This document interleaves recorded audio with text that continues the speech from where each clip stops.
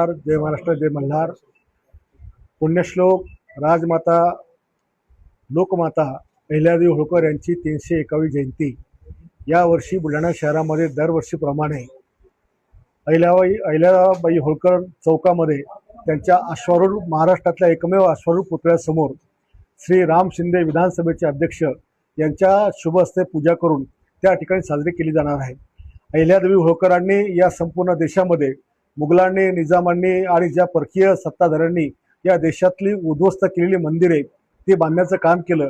देशामध्ये धर्मशाळा उभारल्या, शिक्षण संस्था उभारल्या आणि एक कुशल प्रशासक म्हणून या महिलेने, या मातेने या देशामध्ये एक ओळख निर्माण केली. त्या मातेची जयंती 321वी जयंती ही 4 जूनला सकाळी 9 वाजता बुलढाण्यातील अहिल्याबाई होळकर चौकामध्ये साजरी होणार आहेत.